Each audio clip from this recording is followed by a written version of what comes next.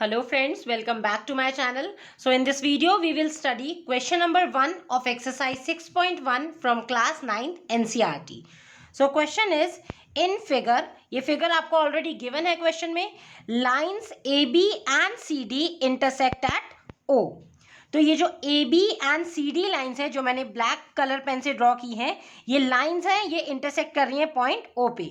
तो जो लाइन्स होती हैं, लाइन्स की अलग डेफिनेशन होती है, अलग स्टेटमेंट्स होती है और इन पे अलग थ्योरम्स भी लगती हैं. तो आपको वो सारा इंट्रोडक्शन वीडियो से देखना है कि लाइन्स पर हम क्या क्या स्टेटमेंट यूज कर सकते हैं. इसलिए मैंने इसको यहाँ पे अलग कलर पेन से ड्रॉ किया है बिकॉज इसके रूल अलग हैं, तो इसमें प्रॉपर्टी भी जो हम अप्लाई करेंगे वो डिफरेंट होंगी. ओके, सो नेक्स्ट गिवन है if angle AOC plus angle BOE equal to 70 degree. मतलब एंगल AOC और एंगल BOE इनका सम आपको गिवन है 40 डिग्री और angle BOD equal to 40 degree. इनका सम है 70 डिग्री और एंगल BOD ये वाला एंगल, नीचे वाला एंगल, ये एंगल आपको गिवन है 40 डिग्री. ठीक है, तो आगे बोला है फाइंड एंगल BOE, ये वाला एंगल BOE आपको फाइंड आउट करना है and also reflex of angle COE. देखिए किसी भी एंगल का रिफ्लेक्स कैसे फाइंड आउट करते हैं ये भी मैंने आपको इंट्रोडक्शन वीडियोस में समझाया हुआ है, आप उसको जरूर एक बार देख लें. रिफ्लेक्स एंगल क्या होता है उसकी डेफिनेशन भी आपको एक्सप्लेन की गई है.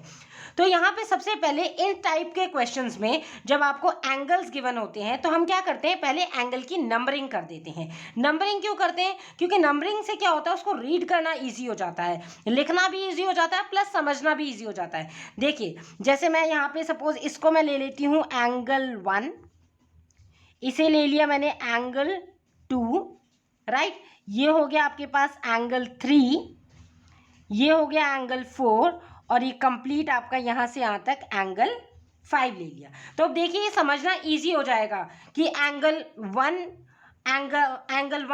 और एंगल 3, ठीक है, एंगल 1 एंगल 3 का सम आपको कितना गिवन है 70 डिग्री बिकॉज AOC एंगल 1 है और BOE एंगल 3 है.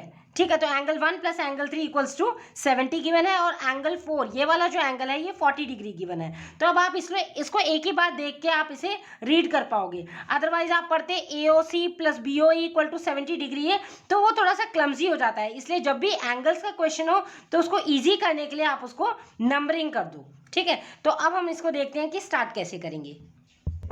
तो देखिए फर्स्टली हमें क्या फाइंड आउट करना है, angle BOE. Angle BOE means angle 3 find out करना है. तो वो देखो हम कैसे फाइंड आउट करेंगे. यहाँ पे हमारे पास एंगल 1 और एंगल 3 इसका सम हमें गिवन है 70 degree. Angle AOC plus BOE है ना, AOC means angle 1, BOE means angle 3. तो एंगल 1 प्लस एंगल 3 का सम हमें कितना गिवन है 70 डिग्री. तो यहाँ पे अगर मुझे कैलकुलेशन से एंगल 1 की वैल्यू पता चल जाए तो इस 70 में से एंगल 1 प्लस एंगल 3 70 है, तो इस 70 में से जितना भी एंगल 1 आएगा उसको मैं सब्ट्रैक्ट कर दूंगी तो यहाँ से आपके पास एंगल 3 की वैल्यू आ जाएगी. तो वो कैसे होगा, सबसे पहले देखो आपको क्वेश्चन में हिंट गिवन है, यहाँ पे क्या गिवन है लाइंस. क्योंकि ज्योमेट्री का क्वेश्चन है तो आपको रीड करके ही समझना पड़ेगा क्योंकि यहाँ पे कोई लॉजिक आप अप्लाई नहीं कर सकते कि 2 + 2 4 हो गया, कोई कैलकुलेशन तो यहाँ पे है नहीं. तो आपको सारी थ्योरम्स स्टेटमेंट्स यही लर्न करने होंगे, तभी आपको इनको यहाँ पर अप्लाई कैसे कर पाओगे ये पता चलेगा. तो यहाँ पर हमें लाइंस गिवन है, तो लाइंस क्या होती है, लाइंस की आपको प्रॉपर्टी पता होनी चाहिए. देखिए फर्स्ट प्रॉपर्टी मैंने आपको बताई थी कि अगर हमारे पास दो लाइंस इंटरसेक्ट कर रही हैं, सपोज ये दो लाइंस हैं ये इंटरसेक्ट कर रही हैं और तो इनके क्या होंगे वर्टिकली ऑपोजिट एंगल्स इक्वल होते हैं. तो जैसे सपोज ये एंगल 1 है, इसका वर्टिकली ऑपोजिट हो गया एंगल 2, ये वाला सपोज एंगल 3 है और इसका वर्टिकली ऑपोजिट हो गया एंगल 4. तो पहली प्रॉपर्टी क्या होती है, जब दो लाइंस इंटरसेक्ट करती हैं तो उनके वर्टिकली ऑपोजिट एंगल्स क्या होते हैं इक्वल. तो वर्टिकली ऑपोजिट एंगल्स इक्वल हो जाएंगे means angle 1 equals to angle 2 and angle 3 is equals to angle 4. तो लाइंस पर एक तो ये प्रॉपर्टी आपकी लगती है वर्टिकली ऑपोजिट एंगल्स की. फिर एक और प्रॉपर्टी हमारी लगती है कि अगर हमारे पास स्ट्रेट लाइन है, तो जैसे सपोज हमारे पास ये कोई स्ट्रेट लाइन है, स्ट्रेट लाइन पे जो एडजेसेंट एंगल्स होते हैं, दो एडजेसेंट एंगल्स होते हैं, दो या दो से ज्यादा जितने भी स्ट्रेट लाइन पे एंगल्स आते हैं उनका सम कितना होता है 180 डिग्री। सपोज ये एंगल 1 है, ये एंगल 2 है, तो यहाँ पे स्ट्रेट लाइन पे जितने भी एंगल बन रहे हो, चाहे 1 बन रहे हो, 2 बन रहे हो, 3 बन रहे हो या 4 बन रहे हो, उन सबका स्ट्रेट लाइन पे जितने भी एंगल्स होंगे उन सबका सम कितना होगा 180 डिग्री। तो यहाँ पे स्ट्रेट लाइन पे जैसे दो एंगल्स बन रहे हैं तो इनका सम कितना हो गया, angle 1 plus angle 2 equals to 180 degree. और ये कौन सी प्रॉपर्टी होती है जिस प्रॉपर्टी से हम कह सकते हैं कि सम 180 डिग्री है? उस प्रॉपर्टी को आप कहते हैं लीनियर पेयर एक्सियम, राइट। तो लाइंस में हमने दो प्रॉपर्टीज देख ली, एक तो वर्टिकली ऑपोजिट, यानी दो लाइंस अगर क्रॉस कर रही हैं तो वर्टिकली ऑपोजिट एंगल्स क्या होते हैं, इक्वल। और दूसरा स्ट्रेट लाइन पर जितने भी एंगल्स बन रहे हैं उनका सम कितना होगा, 180 डिग्री। तो उसको हम लीनियर पेयर एक्सियम कहते हैं। तो ये दोनों प्रॉपर्टी का हमें यहाँ पे यूज करना है। तो अब इस फिगर में देखिए, ए बी हमारे पास कैसी है, स्ट्रेट लाइन है, और हमें एंगल 1 और एंगल 3 का सम पता है 70 डिग्री। तो हमें यहाँ पे एंगल 2 हमें चाहिए। तो क्योंकि ये स्ट्रेट लाइन है तो स्ट्रेट लाइन पे जितने भी एंगल्स बन रहे हैं इनका सम कितना हो जाएगा, 180 डिग्री।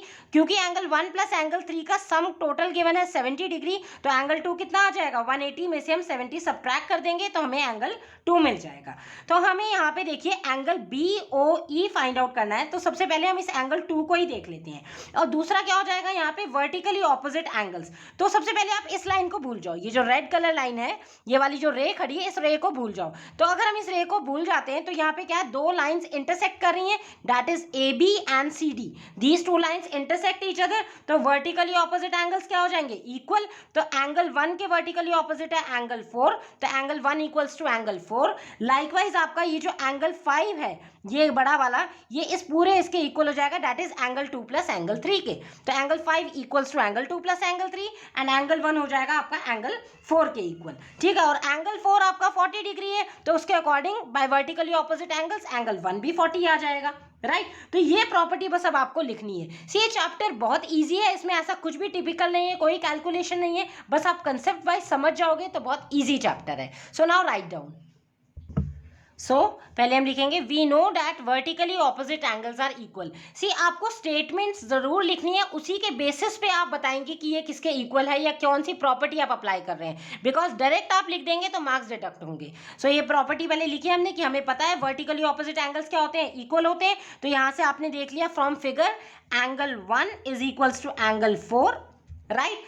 एंड आपका एंगल 5, ये वाला एंगल इसके वर्टिकली ऑपोजिट 2 and 3 के इक्वल है।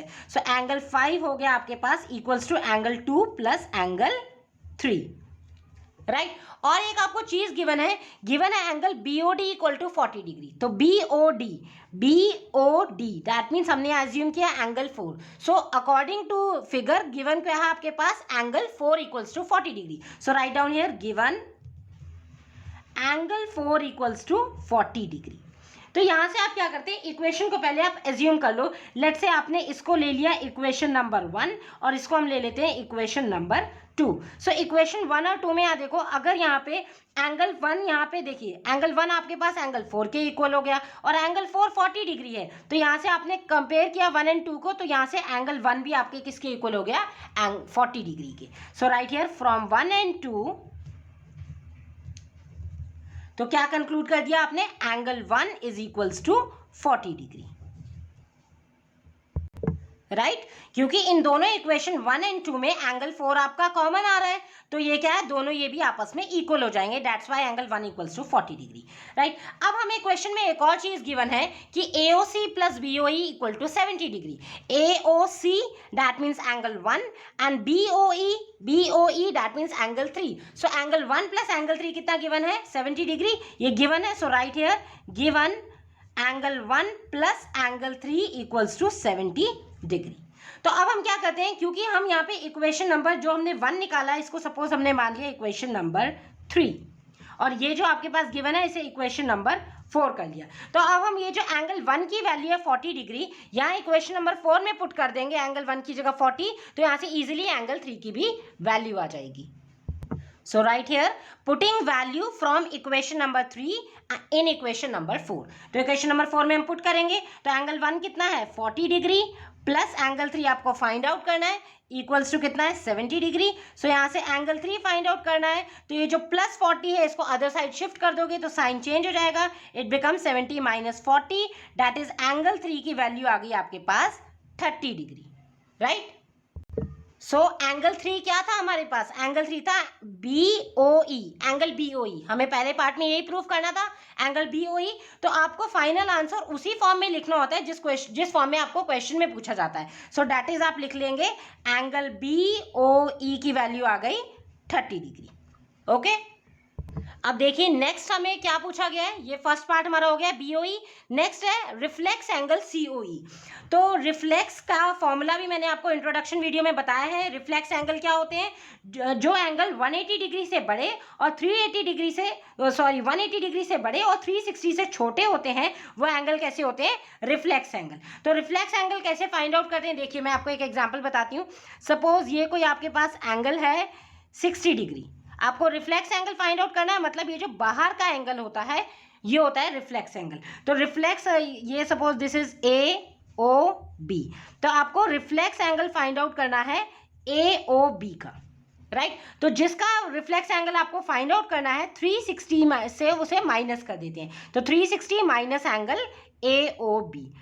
तो एंगल AOB कितना गिवन है आपके पास, 60 degree. So 360 minus 60 that is 300 degree, right. तो जब भी आपको रिफ्लेक्स फाइंड आउट करना होता है किसी भी एंगल का, उस एंगल की वैल्यू फाइंड आउट कर लो, उसको 360 से माइनस कर दो। तो यहाँ इस क्वेश्चन में भी हमें यही फाइंड आउट करना है, हमें एंगल का रिफ्लेक्स फाइंड आउट करना है, एंगल COE।